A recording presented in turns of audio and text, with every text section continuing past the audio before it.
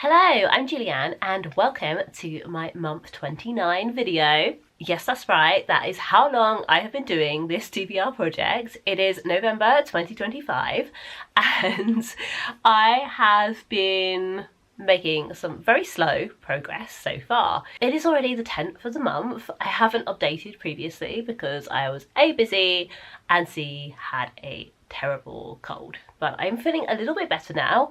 If there are any weird cuts in this video, it's probably because I started coughing. But fingers crossed, I will be fine and get through at least this little bit. So far, I have mostly read reward books. At the end of last month, I had 3 reward books that I sort of owed myself. And although I, carried on with all of the print books that I had been reading, I also wanted to take the time to enjoy those reward books. So the first book I chose to read as a reward book was Wish You Were Her by Elle McNicoll. This is a YA romance set in the same world as her previous YA romance, Some Like It Cold. So in this we return to the small town of Lake Pristine, and this time we follow Allegra, who is the daughter of the town bookseller and a famous actress who is determined to spend the summer escaping all of the unnatural, unreal world that is her film career and getting in touch with the small town life. She is also autistic and has been hiding this from the world ever since she found out. Only her parents know and her manager, and so there's a lot of stuff really for her to work through. At the same time, she starts up a secret email correspondence with one of the other booksellers. She doesn't know which one it is and he doesn't know that it's her, but she is determined to find out because she likes his email a lot and it's a great big mystery that she wants to solve. I enjoyed this so much. I thought that it was really quite brutally honest about what I imagine it is like to be famous, and it also didn't flinch away from dealing with the various interpersonal problems that leads to. So Allegra gets hounded by people, she gets the press all up in her business, she has so many struggles because of her fame and the way that people feel like they're entitled to her time and her attention and even her affection because of it. And I just found her to be such an interesting character. And I also really liked the love interest, who has always imagined continuing to exist in a safe little bubble of Lake Pristine, and through meeting Allegra he learns, and in some ways is forced, to start to think beyond that and aspire to bigger and better things for himself. My second reward book of the month was A Funny Story by Emily Henry. I have enjoyed every Emily Henry book that I have read, but I feel like this one might actually be my favourite. I mean, I'm not saying 100% because I feel like in order to know whether it is my favourite or not, I would have to read Book Lovers, which I think is my favourite, and probably also Beach Read, just to be on the safe side. just to be sure. But if it is not my most favourite, then it's up there. It's second or third. Probably second. I just really liked all the family stuff that's in this one. So it's a romance that sort of starts with fake dating, except the characters are very clearly attracted to each other from the very beginning. And along the way they have to delve into their personal lives. So his sister shows up, and her kind of on-off appearing mixed level of presence dad shows up as well, and they have a lot of stuff to deal with before they can be honest with each other about how they feel. And I just loved all of that aspect to it. I thought that it made the characters seem so real and so kind of rounded and fully developed as individuals. It just made me fall in love with the story. And I also loved the setting as well. It's a small town and the main character has never really spent that much time exploring the sites, and so the love interest ends up taking her to all of these places that she hasn't got around to seeing before, and so she falls in love with the place as well as falling in love with him, and she also falls in love with the friends that he makes along the way as well. And so yeah, it was very much a a romance that was also about falling in love with life as well as a person, and I really, really loved that. And then today I finished my first TBR book of the month, and that was Book of Night by Holly Black. I actually started this a couple of months ago. I think I started this in September, and I got, I want to say like 4 or 5 chapters in, and then I had to put it down because I had like a busy period where I wasn't at home and I didn't want to take it with me and get this beautiful edition bashed up. But then yesterday I decided I was just going to start over because I had not read any of it for so long. I'd forgotten the details of what I had already read, so I just started over. I was like, it's only a couple of chapters, it doesn't matter, I'm going to start over, and then I just kept going, and then today before dinner I finished it. So this is about a con artist called Charlie who gets swept up into a world of magical intrigue and revenge and power, and I just loved the way that the magic worked in this book. It reminded me a lot of Holly's YA series, The Curse Workers. I love that series so much. I would love it if she'd write more books set in that world. Like, honestly, most people are like, I want more fairy books. And I too want more fairy books. But I would really love more Curse Workers.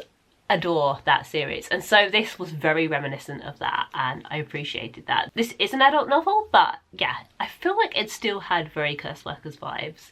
Anyway, I actually have the sequel of this. It arrived towards the end of last month, so I can go straight on to reading that, and yeah, feel very pleased with myself for doing that when I only acquired that book last month. Yay.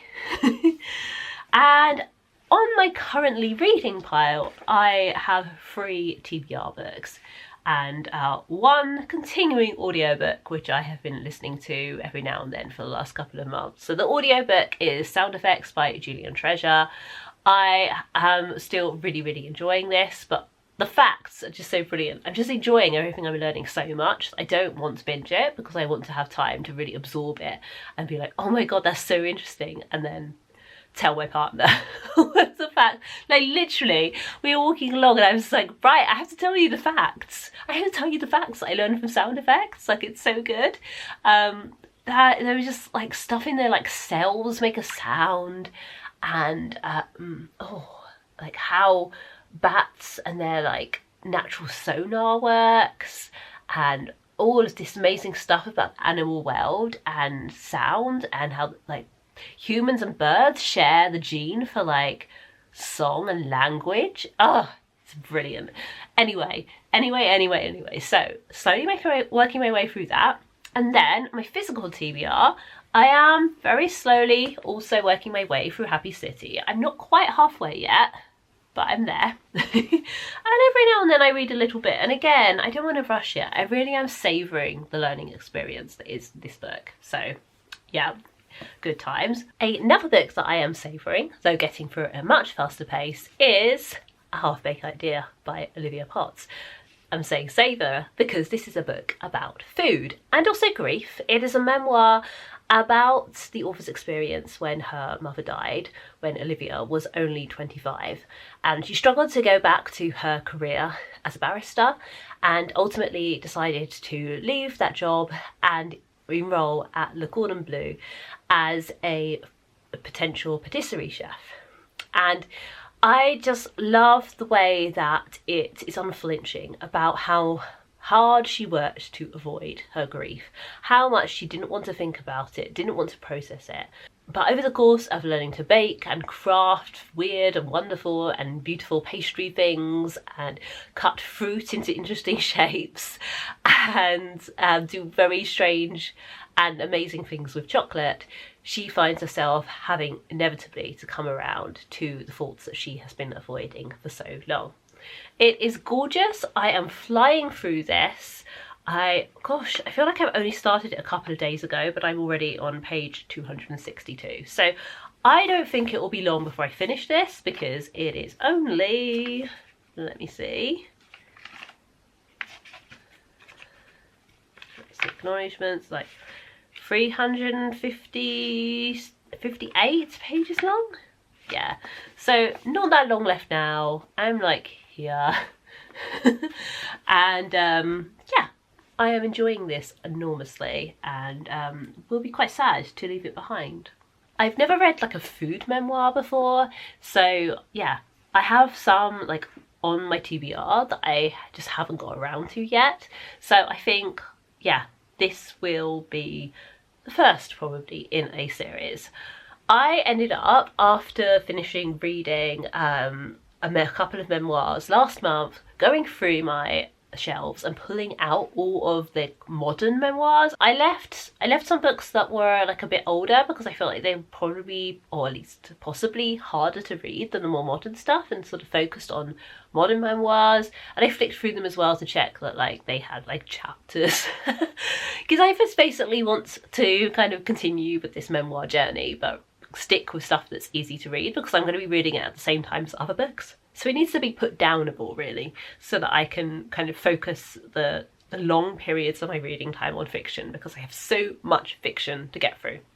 Speaking of which, the final book that is on my sort of currently reading list is Started for 10 by David Nicholls, which is my food book. It is the book that I read when Nick, my partner, is out and I am gonna eat dinner by myself or lunch by myself on the very rare occasions that happens. So yeah, I basically decided that I'm going to leave this on my table downstairs, and then I've got my book ready to read when I'm eating. Basically the reason is because this is quite an old beat up paperback, so if I splash sauce on this, it doesn't matter. If I get a crumb on it or a fleck of soup, it's okay, it's fine. Whereas I would not want to do that to my beautiful, beautiful hardbacks like this one. Yeah, no way. That is just not happening. That is not allowed. So bashed up old paperbacks, great, fine, can do that, no problem. So there we go. That is where I am at right now. I will update you again soon. Hello, we're doing another experiment with angles. We're also doing another experiment with dodgy vlogging, where it is already the 26th of November. I have not vlogged in 18 days, yes. What happened was I got another cold. I was away for a long weekend, and just generally life has got in the way, and I have kept thinking in the back of my mind, I really need to update my vlog, I really need to do an update vlog, I really need to do an update vlog. And it has not happened before now, but I'm going to do it. I'm going to tell you where I am at the moment, which is, I think, doing pretty well. I have acquired a few books, yeah, but I have also been reading, or rather listening, like the wind. So in a previous vlog, I talked about how I was considering changing my rules so that I could listen to audiobooks of books that I have on my physical TBR. Now, this was never an official rule that I could not do this. I had not, at no point while stating the rules of this project, said that I could not listen to audiobooks of books I had on my TBR. This was just something I had kind of decided because I thought, oh, it's a waste for me to listen to an audiobook of a book that I own in physical copy, because then I am taking up a book from the library that somebody else didn't have any kind of copy of already. I am kind of wasting the opportunity for that book to be listened to by listening to it when I have it on hard copy rather.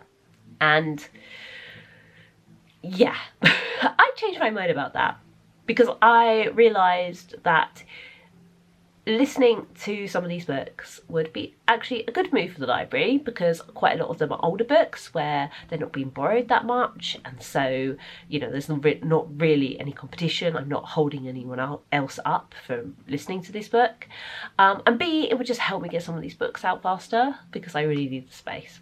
So I decided to cast aside that rule, and it had consequences, as you'll see. I cast aside that rule and I just kind of thought casually, well, you know, the next time I start a book and I happen to see that there's an audiobook of it, maybe I'll do both. Maybe I'll dip in and out, you know, listen to some of it on audio, read some of it in print, you know, have a whole mixture.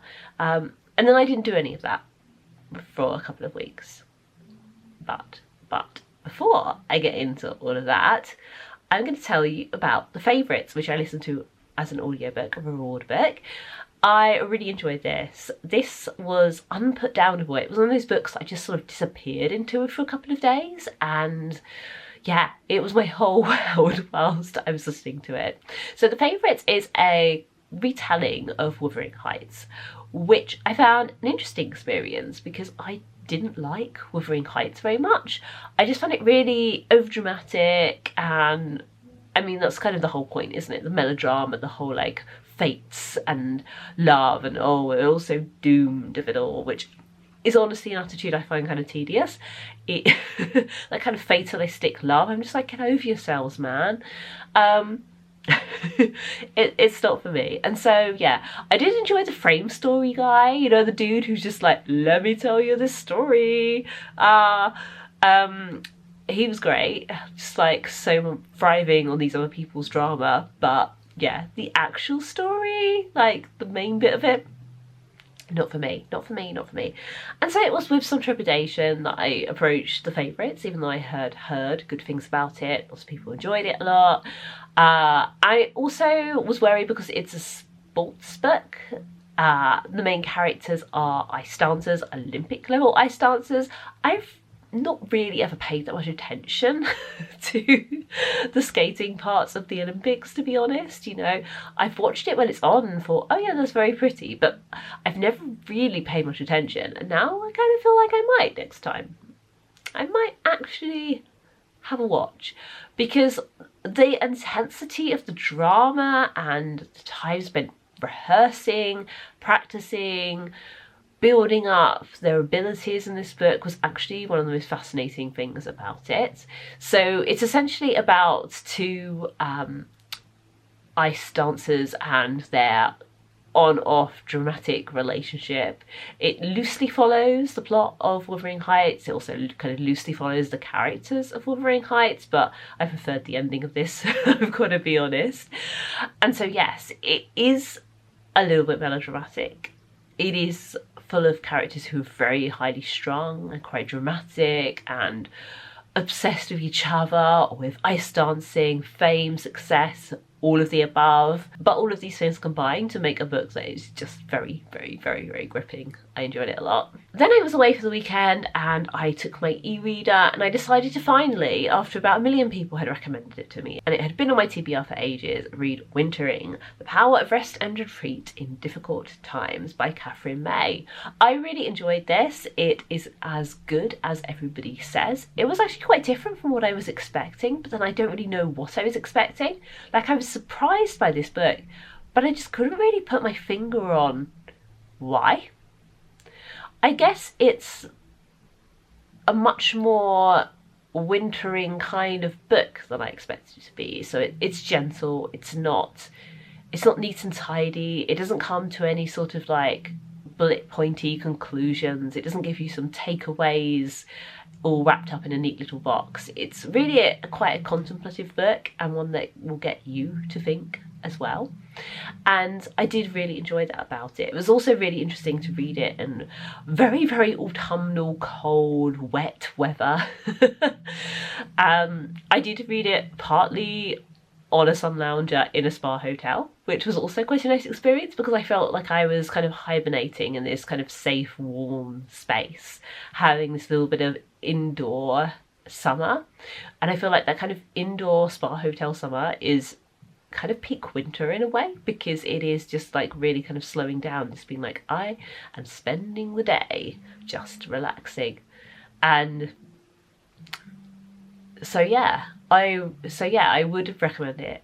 As I say, it is as good as everybody says, and I will probably read it again in the future. I read the ebook of it, which I actually own. I bought it in one of their like Kindle sales a few years ago. The book came out in 2020, so at some point between then and now, I bought it in a Kindle sale during my very, very brief phase of buying things from Kindle sales before I realised that I don't own a Kindle, and I decided I was kind of done with the hassle of putting things on my Nook, and I'd rather just borrow books from the library, you know, because it's the same amount of hassle. I have a very, very old Nook where you have to download things and transfer it through cable and your computer. So yeah, I had this book a while, and so it was really, really good to get to it sort of clearing up my digital TBR a bit. Then I got back from the weekend and I finished a half-baked idea. Again, I really enjoyed this. I loved just the way that the author describes her thought process, her life, the ins and outs of patisserie, a whole world that I did not know very much about before. And so yeah, I think it did what the best books do, and they really allow you a window into someone else's brain. So yeah, highly recommend this. Then, having finished that memoir, I started Oh Miriam by Miriam Margolyes, which I am enjoying immensely. I'm getting through it quite slowly. I'm just reading like a couple of chapters of this a day.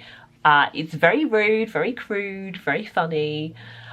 She's such a character that really comes across in her writing. Yeah, what can I say? I'm enjoying this a lot. I haven't read her previous memoir, which is more sort of like autobiographical, I believe, whereas this one is sort of like just sort of snippets and stories, kind of filling in some of the gaps from that. She fully admits in this book that she writes these books for money because publishers offered her a large amount of money to do it. And I'm like, fair play. You know what? The people want it. You were asked for it. You provided it. You got paid. Go for it. Yeah, so yeah, I've had that on the go basically since I finished a half-baked idea, because I wanted to go straight into having like a memoir to dip in and out of. I'm just really finding them so easy to read, and yeah, I quite like the fact that it's taken me a few weeks to finish each one, because I'm really getting inside that person's head and getting to spend some time with them, and that's really nice. I also started Thief of Night by Holly Black, the sequel to Book of Night. I am really enjoying this, but I have not had as much time to just sit down and read it as I would like. I am on page 54. It does pick up pretty much where the previous one left on. It's a short while later, very short while later, so everything's still quite fresh for the characters, and so I feel very much like I'm still in the middle of this duo. So yeah, I'm not moving through this as fast as I might like, just because I haven't had enough time to kind of sit down and savour it, but I am enjoying the fact that I am savouring it. So yeah, can't complain really. And then, a few days ago, I was like, you know what? I really should start looking up some of the books on my TBR to see if there are audiobooks of them available from the library, and you know what I can borrow now, what I'm going to have to just save on the list to put on hold once I've freed up some room. And I managed to find 19 books that I own as audiobooks at the library, and that's just the ones that are in this house. I found a few more that are at my parents' house, but I'll have to wait till I can pick them up from my parents' house in order to read them. I just want to make sure they're here so that I can put them all on my big pile to show at the end of the month. But anyway, that was only a few days ago. Actually 3 days ago? 3 days ago, yes. Because I have finished an audiobook every single day since I started doing this. I don't know how long this is going to last. I don't even know if I'm going to finish today's today, but I'm going to tell you how it's gone so far. So the first one I read was Fallen Grace by Mary Hooper. So Mary Hooper is, she's written lots of different things, all kind of within that kind of teenage children's area. But where she really excels is in historical fiction, I believe. She is absolutely fantastic at showing you how awful life was at previous points in time. Like, she is unflinching. This book is brutal. So it's about these two girls who are in poverty. So it's about Grace and her older sister Lily, who has a learning disability. We would know that nowadays, but at the time they just think of her as simple-minded, or rather other people do. Grace absolutely loves and adores her sister and thinks she's wonderful despite the fact that she's dependent on her. It's a really lovely relationship. But their parents are both dead. They don't have any education, and they basically are living off buying bunches of watercress at a wholesale market and then selling them in the street. They live in poverty in a house. They have like a room in a house which they share, which is full of many other people, couples, families sharing rooms within the same building. It's the slums basically. It's 7 Dials, which I find really entertaining because I walk through 7 Dials every day, on the way to work. Like every time I go into the office, I walk through 7 Dials. And so it was so amazing to just kind of learn a bit about what it was like when it was slums. And so I should have mentioned that this book is set during the Victorian era. So there's just so much poverty. Life is so hard. They struggle to get enough money to have food. They're constantly pawning things, trying to sell things.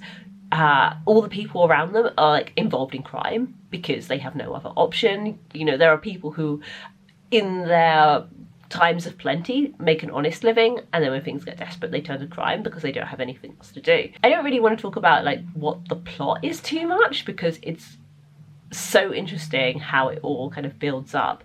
But at one point in this book, the main character Grace ends up working as a funeral mute, which is basically just like a silent mourner who wears all black and sits there looking really like haunted and miserable to make your funeral like extra mourny. The Victorians is just big on this kind of stuff, and this whole like commercial enterprise started up around funerals. It's just fascinating.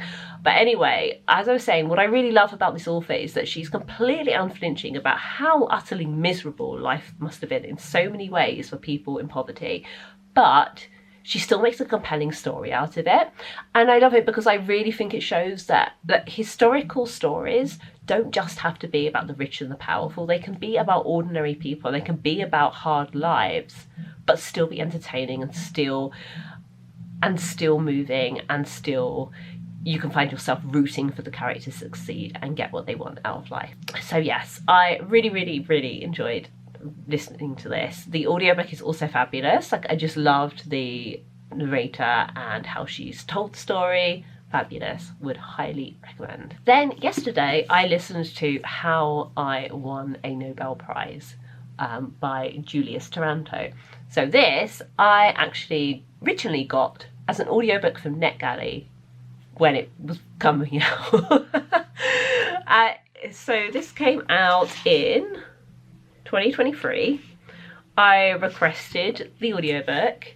I was 100% totally going to listen to it, ran out of time, was really disappointed, found this copy going for free, picked it up and thought, okay, I'm going to read this. And then when I saw the library had the audiobook and I could get it, I was like, yeah, screw it, I'm just going to listen to the audiobook as I originally intended. I enjoyed this immensely. I wasn't sure how I was going to feel about this book. So it's about a physicist who, after her supervisor gets embroiled in some controversy, he has a relationship with a student, basically. He gets offered a safe haven in essentially this island university for the cancelled, basically, for academics, writers, etc., who had become too controversial to hold down a job in a other institution. So essentially, this island is kind of run by a billionaire. He's founded this university to get all of these people to kind of further his political point of view, essentially. And she doesn't really want to go because this island has like such a bad reputation. Like women are treated atrociously there because the institution doesn't like kick them out if they sexually harass their students or whatever. Like, women are like basically just told to like carry mace. She doesn't really want to go, but she wants to do her physics and she wants to stay with her supervisor because she thinks they just do such great work together. Her husband really, really doesn't want to go because he's like, this is just like immoral, this is bizarre, like I don't want to do this, but she really wants to do it, so they go. And so the story is basically about what life is like at this place, like the people she meets, the relationships, her marriage, which is kind of strange to begin with, but gets stranger.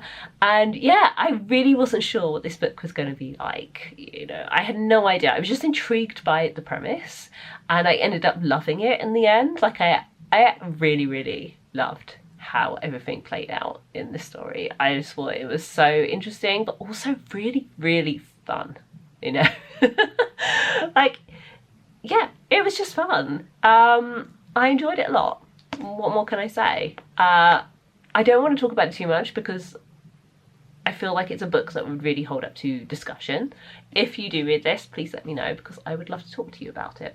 And then late last night, after I finished How I Won a Nobel Prize, I started Nina Is Not Okay by Shappi Khorsandi. Wow, this book is dark. This book is dark. It is a book about an alcoholic teenage girl. It is brutal. Absolutely brutal. Like, the things that she does and the way that other people treat her have made me feel angry, sad, furious, really quite upset. It is heavy. Like, do not go into this book expecting it to be light. It is funny in places. I have laughed quite a few times. The author is a comedian, but it is dark. It is dark. Some really messed up stuff happens in this book, and so yeah, I would recommend you approach with caution. I am really close to the end. I think I've got like an hour and 45 minutes left according to BorrowBox. Yeah, an hour and 48 minutes left. So it'll probably take me about another 45 minutes to read it, probably. Let me think, yeah. Yeah, it feels like half an hour, yeah, like 45 minutes to an hour to finish it. But yeah, I'm really glad to be listening to it because it is read by the author as well, and there are points where you can really feel the emotion coming through in her words. And yeah, that there's this one part where her voice gets emotional, and I started to feel even more emotional than I was already feeling. So yeah, I highly recommend it, but it is tough. It is unflinching. There's some really nasty stuff that happens to the main character in this, so don't go into it expecting a big laugh, because wow, it is dark. It is dark. But yeah, I am enjoying it immensely. So there we go. That is my update. That's all the books I'm currently reading and the books I've finished recently. Hopefully I will be back very soon to tell you I have listened to loads more audiobooks. The thing with audiobooks is if they are under 10 hours long, I can easily listen to them in a day if I haven't got like that much on, because just the little bits kind of around the main part of my day. So obviously I'm not listening to it while I'm working. I can't multitask that well. I can't listen to an audiobook and work at the same time. It just doesn't happen. Maybe if I'm doing like some really like menial like Excel task where I'm just like deleting stuff from cells or something, maybe I could do it. But realistically, I can't listen to an audiobook whilst working. But the wonderful thing about audiobooks is they can fit in all the other bits of the day. So I can listen to an audiobook while I'm getting ready in the morning, while I'm having breakfast if I manage to have breakfast before work and I'm not having breakfast whilst doing my emails. I can listen to an audiobook whilst exercising. I can listen to an audiobook whilst cooking. I can listen to an audiobook whilst doing chores. I can listen whilst I'm getting ready for bed. I'm going to do that in a minute. It's just so easy to fit audiobook listening into my day. So if the book is only 10 hours long or even less than that, there's actually quite a good chance that if I'm not going out in the evening, I will be able to finish it. You know, if I'm just going to sit here and do chores or mending or something, I can probably finish it because I will already have racked up probably a good like 3 hours just around the day. And because I listen on double speed, a 10-hour audiobook is only a 5-hour audiobook and so on. So yeah, it's quite easy to get one in within a day. And that is why before I started my TBR Zero project, and particularly before I finished my big like Audible, I'm gonna get off Audible listen project, I managed to read so many more books in a year because I was listening to audiobooks like constantly. And so yeah, basically I'm using my ability to fit audiobook listening into all the nooks and crannies of my day to try and get my TBR down faster. So yeah, I am pretty optimistic. We'll see how many more I can polish off this month in a future update. Hello, final update. It is now December, as you might be able to tell from the fact that I have my Christmas bedding on. Yes, these are little trees. I bought this duvet cover several years ago now and get it out every December. So yeah, I'm excited. Christmas time is approaching. It is Advent. Woohoo. Okay, so what did I manage to read in those last 2 days of the month?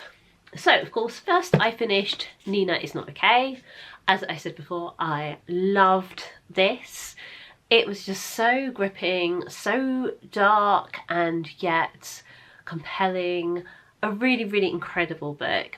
I had never read a book from the perspective of an alcoholic before, let alone a teenage alcoholic, and it was just, wow, really eye-opening, and I just could not believe how brutally realistic this book seemed to be. So yeah, highly, highly recommend. Incredible book, very dark, very difficult to read at times, but incredible. Then I need a little break from all the seriousness, so I read / listened to The Future of Us. This is a YA book from, let's have a look, where is the copyright page? 2012. Well, originally published in 2011 but first published in Great Britain in 2012.